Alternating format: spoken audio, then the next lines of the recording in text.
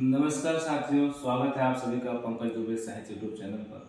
आज हमारा एक नया टॉपिक है श्लेष अलंकार के भेद। श्लेष अलंकार को तो प्राय सभी लोग जानते हैं, लेकिन इसके अंतर्गत दो भेद होते हैं जो बहुत ही महत्वपूर्ण है। तो थोड़ी सी जानकारी श्लेष पर दे रहे हैं कि जहाँ पर शब्द एक अर्थ अनेक वहाँ होता है श्लेष। जैसे चरणधर चित्नाग्रत चितवत चारक हो या भावत नीपन सो और सुवर्ण को खोजत फिरत कवि व्यवसाय सो। तो यहाँ पर हम अभंग पद और सभंग पद दो रूप होते हैं। श्लेष अलंकार के दो भेद, एक होता है अभंग और दूसरा होता है सभंग पद श्लेष। तो इसको हम पहले देख रहे हैं कि जहां पर कोई भी पद एक बार आए और उसको बिना तोड़े उसके अनेक अर्थ हों। जहां पर कोई भी पद किसी वाक्य में एक बार या अनेक बार आए लेकिन उसको बिना तोड़े ही उसका अर्थ अगर दो रूपों में देखने को मिले तो अभंग पद श्लेष होता है। और सभंग में जहां पर कोई पद एक बार या दो बार या तीन बार आए लेकिन उसको खंडन करने पर उसका अलग अलग अर्थ दिखे, वहां सभंग पद होता है। जैसे यहाँ पर मैं एक उदाहरण दे रहा हूं कि मधुबन की छाती को देखो सूखी उसकी कलियां।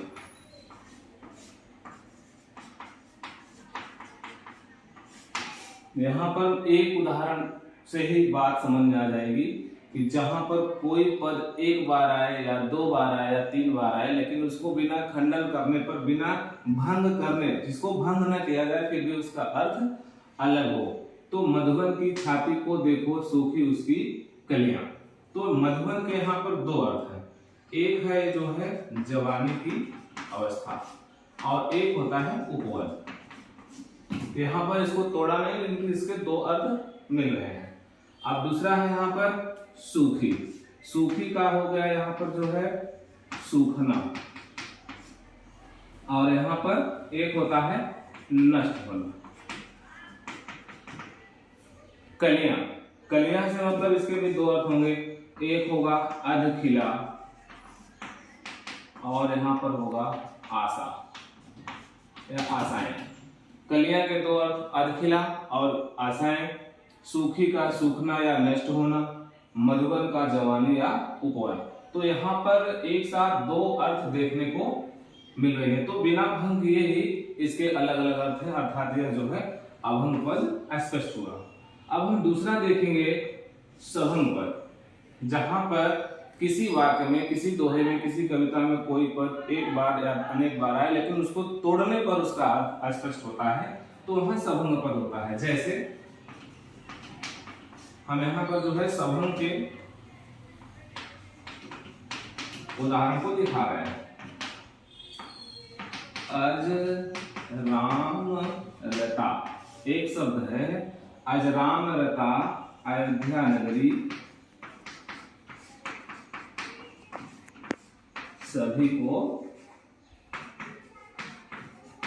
प्रिय है। अब एक ही शब्द से पूरी बात समझ में आ जाएगी कि सभंग पद श्लेष क्या है।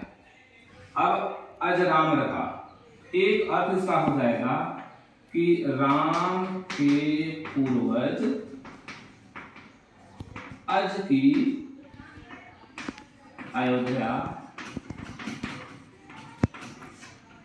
राम के पूर्वज अज की अयोध्या नगरी सभी को प्रिय है। भला किसको प्रिय नहीं होगी। अज का मतलब होता है राम के पूर्वज थे अज, और राम की नगरी अयोध्या सभी को प्रिय है। एक ही शब्द के दो अर्थ हो गए। अब यहाँ पर मतलब एक का तो यह हो गया।